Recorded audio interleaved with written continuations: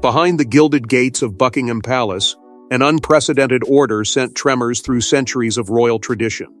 Princess Anne, known for her discipline and unyielding loyalty to the crown, broke protocol with a command that stunned insiders and terrified courtiers. Priceless heirlooms vanished without a trace. Whispers of betrayal echoed through marble halls. Was this a simple theft, or the unraveling of secrets the monarchy never wanted revealed? In a royal household governed by ritual and restraint, Princess Anne stood apart, a figure of unwavering resolve and formidable precision. Known as the monarchy's most disciplined royal, she had earned a reputation not for spectacle, but for duty. While others embodied ceremony, Anne embodied responsibility. She was the crown's silent sentinel, relentless in her commitment to heritage and tradition. Those who worked within palace walls spoke of her with a mixture of respect and quiet apprehension. She was not one to indulge weakness, nor to ignore danger. And when danger threatened the legacy of the crown itself, she would not hesitate to act. The crisis began in silence. Deep within the palace archives, a routine inventory revealed discrepancies too grave to dismiss. At first, the omissions seemed minor: an overlooked brooch, a ceremonial clasp temporarily unaccounted for. But as records were scrutinized with increasing urgency, the truth emerged with chilling clarity.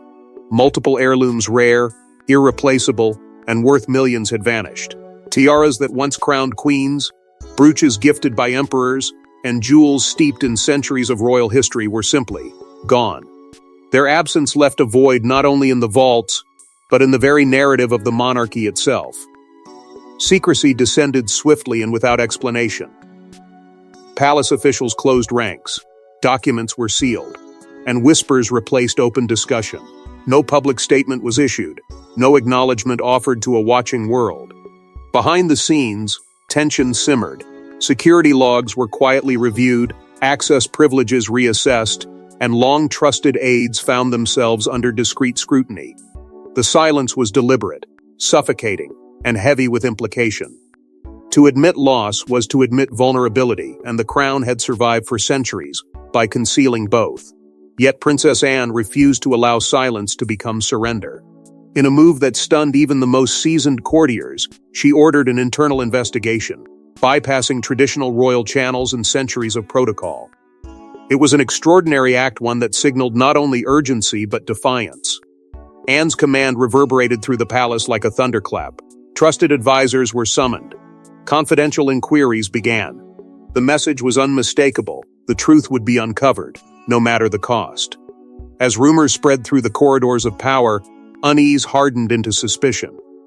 Palace staff exchanged guarded glances, their loyalty suddenly measured against shadowed doubt. Security officials worked behind closed doors, their findings cloaked in secrecy. Royal aides, once secure in their positions, felt the weight of silent scrutiny. In hushed tones, whispers of betrayal began to surface, unthinkable, yet impossible to ignore. Could someone within the very heart of the monarchy have orchestrated the disappearance of its most treasured symbols? For these were not mere jewels.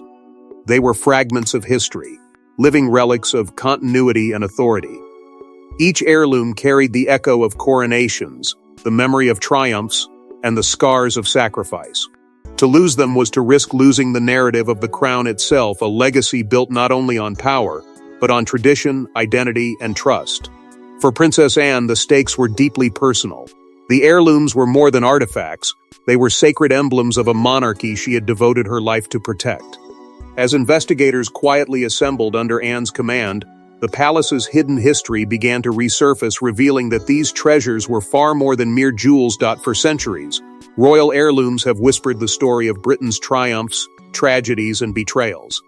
Each gem, tiara, and brooch carries echoes of coronations, wars, and forbidden romances. But among these glittering symbols of power lay objects so rare and valuable that their disappearance threatens not only financial loss, but the erasure of royal history itself. What secrets did these treasures hold, and who dared make them vanish? As Princess Anne's investigation unfolded, the focus shifted from the silence of locked vaults to the profound legacy those vaults were meant to protect. These were not mere ornaments of wealth, nor decorative relics preserved for ceremony. They were living symbols of continuity's silent witnesses to centuries of power, sacrifice, and survival.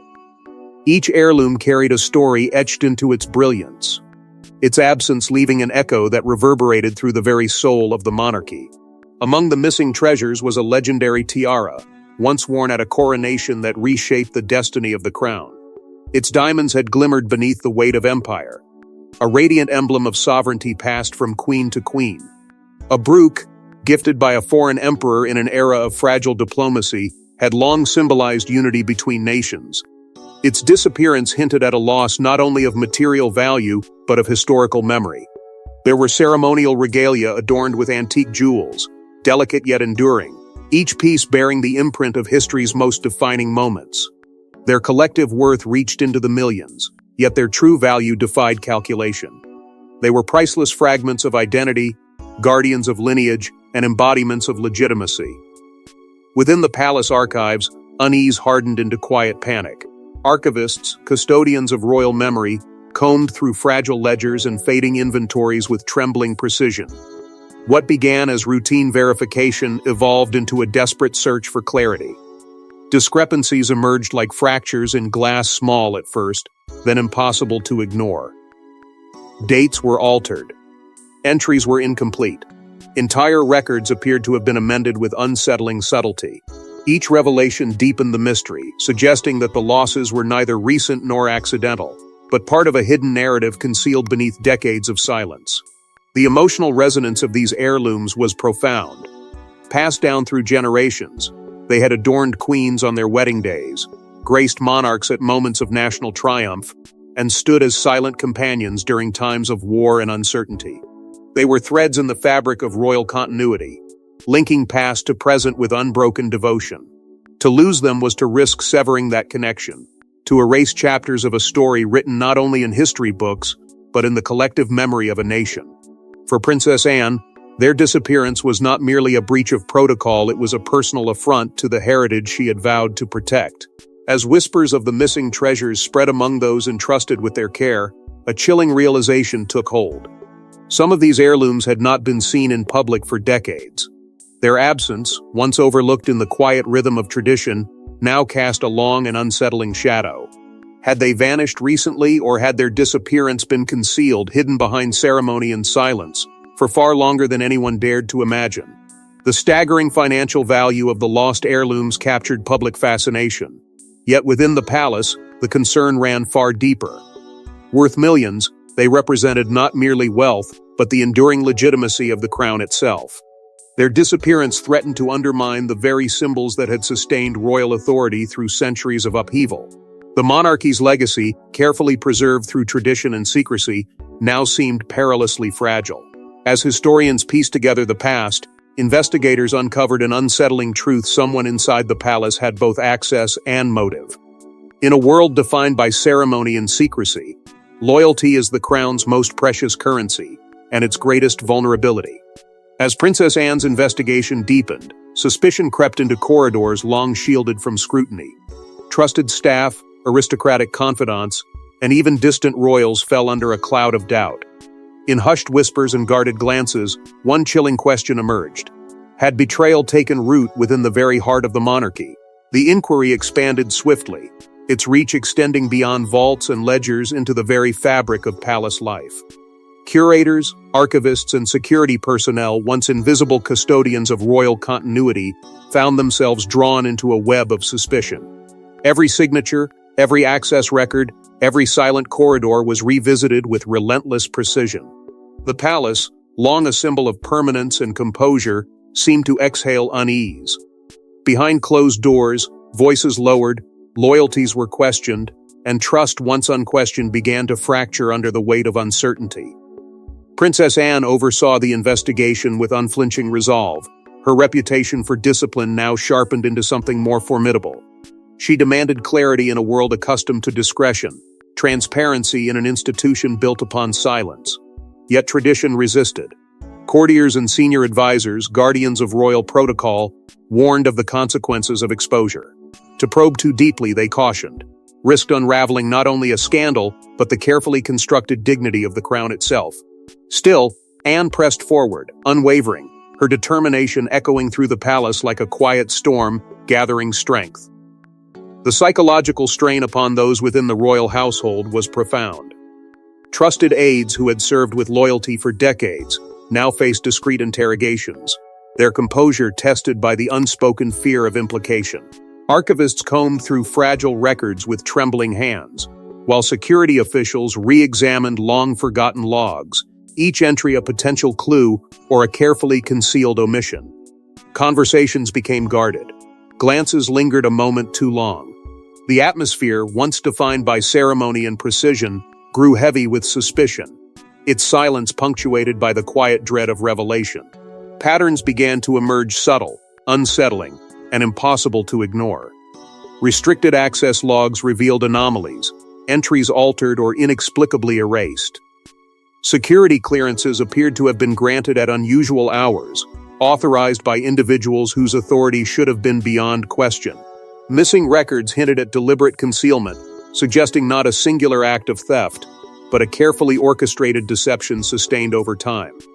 The investigation was no longer merely a search for lost heirlooms.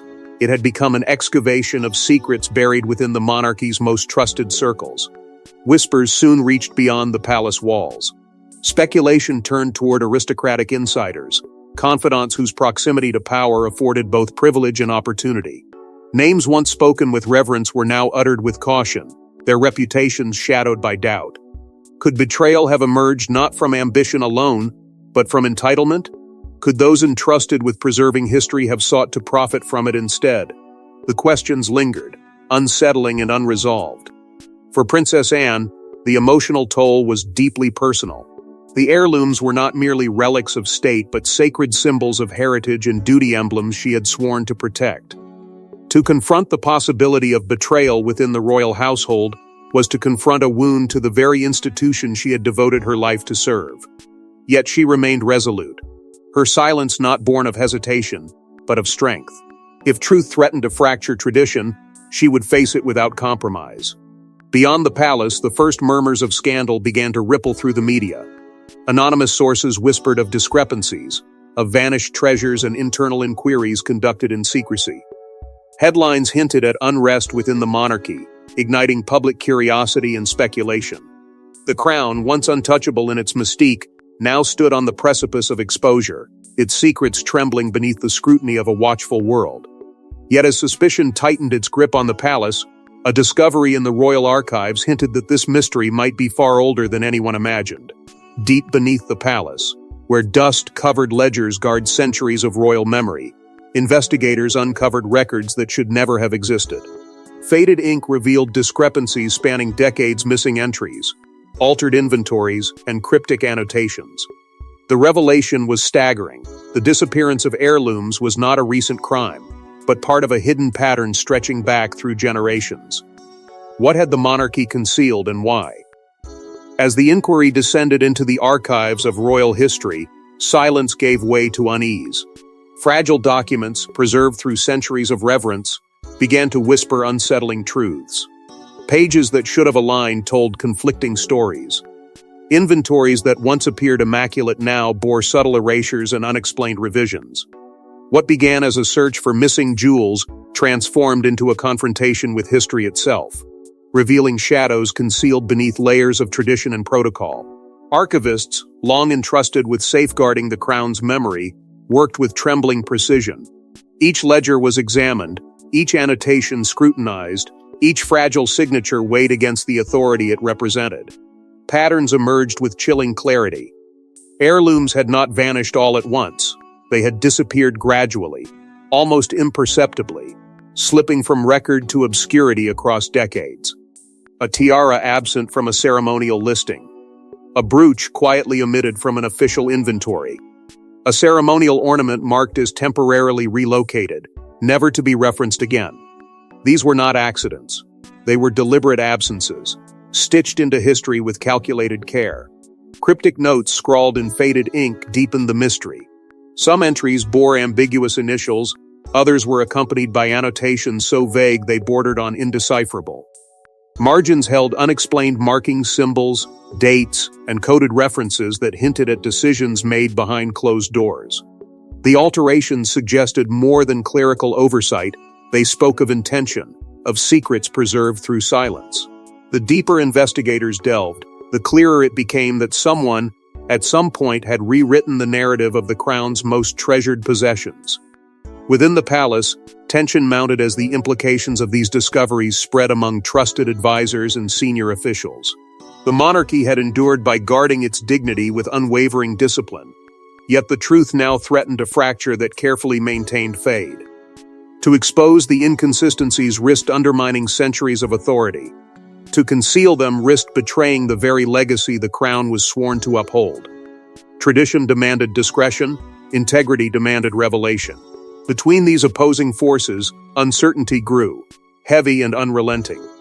For Princess Anne, the emotional weight of the discovery was profound. Each missing heirloom represented not only a loss of history, but a breach of trust that reached across generations. The possibility that such secrets had been concealed within the monarchy's own archives struck at the core of her duty. Yet her resolve remained unshaken. Known for her unwavering discipline, she refused to allow reverence for tradition to eclipse the pursuit of truth. The investigation would continue without compromise, without hesitation, regardless of the consequences. As fragments of the past resurfaced, a haunting realization emerged. This was no isolated mystery, but a hidden scandal buried within the very foundation of royal history. The monarchy's narrative, so carefully preserved, now revealed cracks beneath its gilded surface. Each revelation raised new questions. Who had authorized these alterations? Why had the disappearances been concealed? And how many secrets remained buried, waiting to be uncovered? With every discovery, the investigation gained momentum, its implications stretching far beyond the palace walls. The truth, once confined to fading ink and forgotten ledgers, threatened to reshape the legacy of the crown itself. Princess Anne pressed forward, unwavering in her determination, aware that the answers she sought might forever alter the monarchy's story. As the past collided with the present, the investigation took a shocking turn, drawing the attention of international collectors and shadowy buyers. From glittering auction houses in Geneva to private vaults in Dubai, whispers of lost royal heirlooms began to surface across the globe. Anonymous buyers, secretive brokers, and discreet transactions formed a labyrinth of intrigue. Each clue led investigators deeper into a world where priceless history could vanish behind velvet curtains. Had Britain's most treasured artifacts been sold to the highest bidder, and who orchestrated their escape? As Princess Anne's investigation expanded beyond palace walls, the mystery transformed into an international pursuit of staggering consequence. What began as a quiet internal inquiry now surged across continents, tracing a trail of whispers through elite auction houses and clandestine marketplaces. Rumors surfaced of rare jewels matching the descriptions of the missing heirlooms pieces, too distinctive to be coincidence, too valuable to ignore. The crown's legacy, once safeguarded within ancient vaults, now seemed scattered across the globe, hidden in shadows and silence. Suspicions quickly turned toward the world's most prestigious auction houses. Geneva, Paris, and Monaco became focal points of inquiry, their halls long associated with discreet transactions and private collectors, whose identities were shielded by layers of confidentiality. Anonymous bidders, represented by intermediaries and cloaked in secrecy, had acquired rare jewels of remarkable provenance. Records were elusive, ownership obscured by legal barriers and carefully crafted discretion. Yet fragments of truth surfaced, subtle confirmations, whispered acknowledgments, and tantalizing hints that some of the crown's missing treasures had indeed slipped into private hands. Elite collectors emerged as figures of intrigue, their reputations steeped in wealth and influence. Some claimed ignorance, others remained silent, while a few issued guarded denials that only deepened suspicion. Discreet intermediaries, brokers skilled in navigating the hidden corridors of the global art and antiquities trade, became subjects of intense scrutiny. They operated in a world where history could be bought, concealed, and forgotten, where priceless artifacts changed hands beyond the reach of public record. In this realm, loyalty was negotiable, and secrecy was currency. The discovery of heirloom-like items within private collections ignited both hope and dread. A brooch bearing the unmistakable craftsmanship of royal origin appeared in a secluded European vault. A ceremonial jewel, strikingly similar to one missing from the palace inventories, surfaced in whispered conversations among collectors in the Middle East. Each revelation sent ripples through the investigation, confirming fears that the monarchy's treasures had been quietly dispersed across the world. The pursuit intensified, its urgency driven by the haunting possibility that these symbols of heritage might vanish forever into obscurity.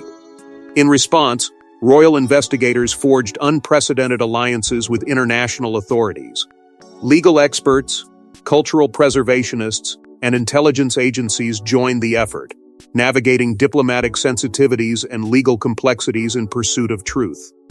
The search became a high-stakes operation stretching across borders, its progress marked by fragile leads and fleeting confirmations. Each step forward carried the weight of history, each discovery bringing the crown closer to reclaiming what had been lost. The emotional tension within the palace deepened as the scale of the conspiracy came into focus. These heirlooms were not merely valuable objects, they were embodiments of legacy, continuity, and national identity. To lose them was to risk erasing fragments of history itself. For Princess Anne, the stakes were profoundly personal. Her determination hardened into resolve, her sense of duty guiding every decision as she pursued answers with relentless precision. Yet with each revelation came a darker realization. The scope of the disappearances suggested more than opportunistic theft. It hinted at a coordinated long-term conspiracy, one sustained by silence, privilege, and access. Someone had orchestrated the quiet dispersal of the crown's most treasured symbols, ensuring their disappearance remained unnoticed for decades. The implications were staggering, the betrayal unthinkable, and the truth still concealed behind layers of secrecy. But as the search widened across continents, Princess Anne confronted a revelation that struck far closer to home. Within the private chambers of the palace, beneath portraits of monarchs past, a confrontation unfolded that would never be recorded in official history. Princess Anne, unwavering and resolute, faced those whose loyalty she had long trusted. Accusations hung in the air like thunder before a storm. Was this the moment the monarchy's carefully guarded unity would fracture? And would the truth expose a betrayal from within the royal bloodline itself? The revelations uncovered across continents had narrowed the field of suspicion, and now the search for truth led back to the heart of the crown. Princess Anne convened a series of discreet meetings with senior royal advisors, their conversations cloaked in secrecy yet heavy with consequence. These were not ceremonial exchanges governed by tradition, but private confrontations marked by urgency and restraint. Each word carried weight. Each silence spoke louder than any denial. The stakes were no longer confined to missing heirlooms, they threatened the very credibility of the monarchy itself. Emotions surged beneath the surface of royal composure. Advisors who had served with unwavering loyalty now faced scrutiny that cut to the core of their identities. Conflicting allegiances emerged, some urging transparency in the name of integrity, others pleading for silence to preserve the crown's dignity. The tension was palpable, a silent battle between truth and preservation. For centuries, the monarchy had endured by guarding its secrets. Yet now, those secrets threatened to dismantle the trust upon which its authority rested. Whispers began to circulate, rumors of distant royal relations, of trusted insiders whose proximity to power granted them both opportunity and motive. Names once spoken with reverence surfaced in hushed tones, accompanied by speculation too dangerous to voice openly. Could betrayal have arisen from within the royal bloodline itself? The question lingered like a shadow, unsettling and unrelenting. The possibility of internal involvement struck at the monarchy's foundation, suggesting not merely a scandal, but a fracture within the institution's sacred lineage. Princess Anne remained steadfast, her resolve unyielding in the face of mounting pressure. She understood the gravity of the moment, the delicate balance between loyalty and truth. To protect the monarchy's integrity, she would confront whatever darkness lay hidden within its walls. Her determination was not born of defiance, but of duty, a lifelong commitment to safeguarding the crown's legacy. In her unwavering pursuit of truth, she embodied the very strength that had sustained the monarchy through centuries of upheaval. Yet within the palace, voices of caution grew louder. Senior officials urged restraint, warning that public exposure could ignite scandal and erode confidence in the institution. They counseled secrecy, insisting that discretion had long been the monarchy's greatest shield. To reveal the investigation's findings, they argued, would invite scrutiny and speculation, placing the crown in a position of unprecedented vulnerability. The choice was stark: preserve the fate of unity or confront a truth that could forever alter the monarchy's image. As tensions escalated, the strain upon royal unity became impossible to ignore. The investigation, once conducted in silence, now threatened to expose fractures within the House of Windsor itself. The possibility of betrayal from within cast a long shadow over the monarchy's future, intensifying fears that its most sacred bonds might be irreparably damaged. For Princess Anne, the burden was immense, yet her resolve remained unshaken, her commitment to truth unwavering despite the cost. With each confrontation, the stakes rose higher. What began as a search for missing heirlooms had evolved into a reckoning with the monarchy's own vulnerabilities. Trust had been tested, loyalties questioned, and silence weighed against integrity. The truth, once hidden behind ceremony and tradition, now pressed relentlessly against the palace walls, threatening to emerge with irreversible consequence. As tensions reached their breaking point behind palace doors, the outside world began to sense that something was terribly wrong. It began with whispers, anonymous tips, leaked documents, and cryptic headlines hinting at scandal within the House of Windsor. Soon, the story exploded across global media, igniting speculation and outrage. The public demanded answers. Were millions in royal heirlooms truly missing? And why had the palace remained silent? As cameras gathered outside Buckingham Palace, the monarchy faced a crisis that threatened its very legitimacy. The silence that had once protected the crown now fueled suspicion. Confidential memoranda, once guarded with meticulous care, surfaced in fragments across newspapers and digital platforms. Unnamed sources spoke of missing inventories and secret inquiries, their words spreading like wildfire through an audience hungry for revelation. Each leak carried a hint of truth, and with every headline the mystery deepened. The palace, long accustomed to controlling its narrative, found itself under a relentless and unforgiving spotlight. Global media seized upon the story with electrifying urgency. From London to New York, Paris to Sydney, broadcasters dissected every rumor and revelation with breathless intensity. Analysts speculated, historians debated, and commentators questioned whether the monarchy's most treasured symbols had been quietly lost or deliberately concealed. The disappearance of heirlooms worth millions was no longer a guarded secret, but an international sensation, captivating audiences and stirring intrigue on an unprecedented scale. Public fascination quickly gave way to outrage. Citizens, long devoted to the traditions of the crown, demanded transparency and accountability. How could such priceless relics vanish under the watchful eyes of the world's most scrutinized institution? Why had the palace remained silent while questions multiplied? The monarchy's aura of permanence, once unshakable, now appeared fragile beneath the weight of suspicion. Trust, carefully cultivated over generations, trembled as the public called for answers that could no longer be delayed. Under mounting pressure, royal officials struggled to contain the crisis. Statements were drafted, revised, and withheld, each word weighed against the potential consequences of disclosure. Advisors urged caution, fearing that acknowledgement would ignite scandal and erode confidence in the crown. Yet silence, once a shield, had become a liability. With every passing day, the absence of clarity only intensified speculation, allowing rumor and conjecture to flourish unchecked. Conspiracy theories spread with startling speed, weaving together fragments of truth with imaginative conjecture. Some whispered of secret sales to foreign collectors, others hinted at internal betrayal and hidden agendas buried within the monarchy's inner circle. The narrative grew increasingly sensational, its momentum fueled by uncertainty and intrigue.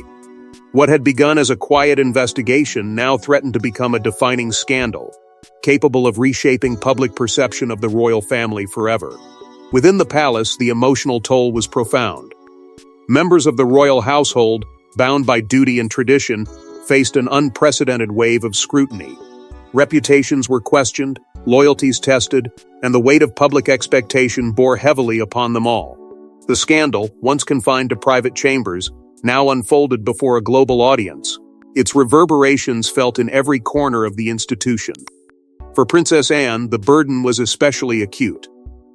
As the architect of the investigation, She stood at the center of the storm, respected, scrutinized, and increasingly pressured to reveal the truth. The world watched with bated breath, its fascination mingled with skepticism and anticipation. Each passing moment heightened the sense of inevitability, as if history itself were poised to turn a page. The monarchy, long defined by resilience and restraint, now faced a reckoning unlike any in living memory. With the crown's reputation hanging precariously in the balance, silence could no longer endure. With the world watching and the crown's reputation hanging in the balance, Princess Anne prepared to deliver a revelation that would stun the nation. In a moment of unprecedented candor, Princess Anne stepped forward to confront the truth. The revelations were as shocking as they were devastating evidence of long-buried secrets, covert transactions, and betrayals concealed beneath royal protocol.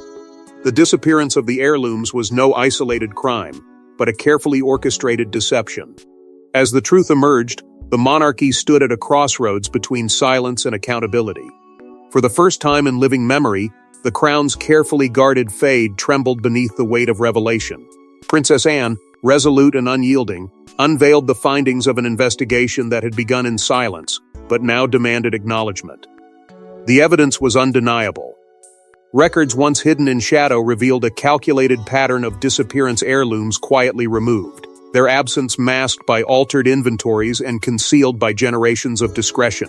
What had long been dismissed as oversight was exposed as something far more deliberate, a deception woven into the fabric of royal tradition. The confirmation of insider involvement struck with staggering force. Individuals entrusted with safeguarding the monarchy's most sacred treasures had exploited their proximity to power, orchestrating covert transactions that spanned decades. These were not impulsive acts of theft but meticulously executed betrayals, concealed through privilege, silence, and influence.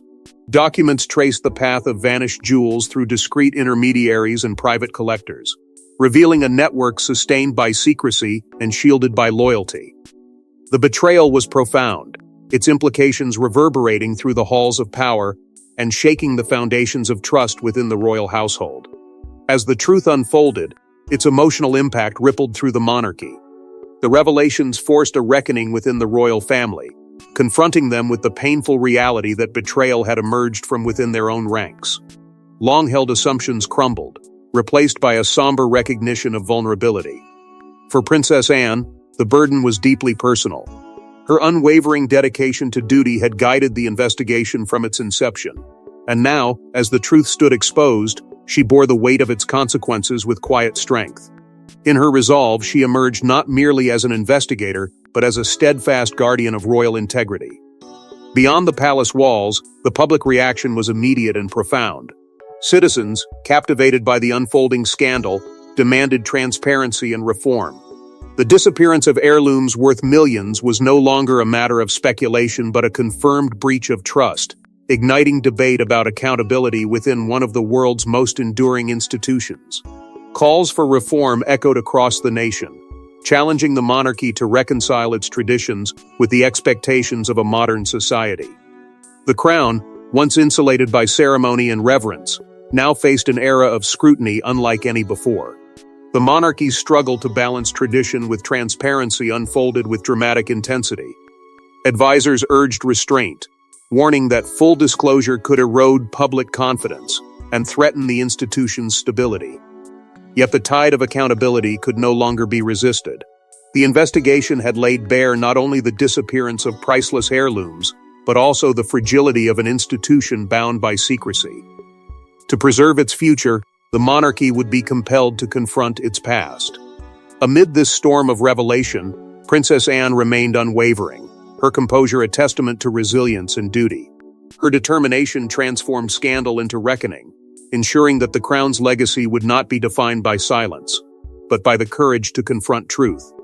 In exposing the deception, she safeguarded not only the monarchy's heritage but its moral authority, reaffirming the values upon which it stood for centuries. Yet even as the truth came to light, one haunting question remained: what legacy would this scandal leave behind? As the dust settled and the echoes of scandal faded, Britain stood at a historic crossroads. The missing heirlooms had shaken the foundations of monarchy, but they had also revealed a royal figure determined to defend its honor. Princess Anne's unwavering resolve transformed crisis into reckoning. Would this moment mark the beginning of renewal or the first fracture in an institution centuries old? In the wake of revelation, the monarchy faced a profound moment of reflection. The disappearance of the heirlooms had exposed vulnerabilities long concealed beneath tradition, forcing an institution built on continuity to confront the fragility of its own legacy. What began as a silent inquiry had evolved into a defining chapter in royal history, one that tested not only the crown's authority, but its moral foundation. The scandal had shaken confidence, yet it also ignited a renewed awareness of the monarchy's enduring role in a changing world. At the heart of this reckoning stood Princess Anne, her steadfast resolve transforming uncertainty into purpose. Throughout the crisis, she remained unwavering, disciplined, composed, and resolute in her duty to protect the heritage entrusted to her care. In confronting betrayal and exposing long-buried truths, she emerged as a symbol of integrity and resilience, embodying the very principles upon which the monarchy had endured for centuries. Her leadership did not silence controversy, but it redefined it, proving that strength lies not in secrecy, but in the courage to confront truth. Efforts to restore and recover the missing heirlooms began with renewed urgency, driven by a collective determination to reclaim fragments of history that had nearly vanished into obscurity. Royal historians, cultural preservationists, and international authorities collaborated in a meticulous pursuit to locate and safeguard the crown's lost treasures. Each recovered piece represented more than a triumph of investigation. It was a restoration of memory, a reaffirmation of continuity, and a testament to the enduring significance of heritage. The process was painstaking and incomplete, yet it symbolized hope and acknowledgement that even in loss, legacy could be preserved.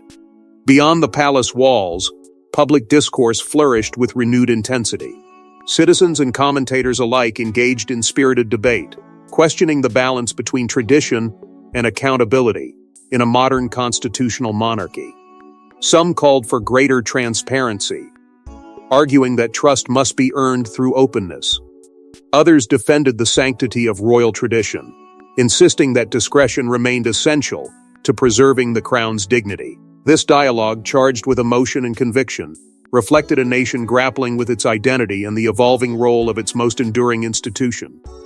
The emotional resonance of safeguarding history extended far beyond the monarchy itself. The heirlooms, once hidden and nearly forgotten, came to symbolize the fragile yet powerful thread connecting past, present, and future. Their recovery was not merely an act of restitution, but a reaffirmation of cultural memory, a promise that the stories they carried would endure for generations to come. In preserving these symbols of continuity, the monarchy reaffirmed its commitment not only to tradition, but to the people whose history it embodied. Yet scrutiny of royal institutions intensified, fueled by the revelations that had shaken public confidence. Questions lingered about the future role of the monarchy in an era defined by transparency and accountability. The scandal, while deeply unsettling, compelled introspection and reform, urging the crown to evolve without surrendering the heritage that defined its identity. In this delicate balance between preservation and progress, the monarchy faced a future both uncertain and transformative.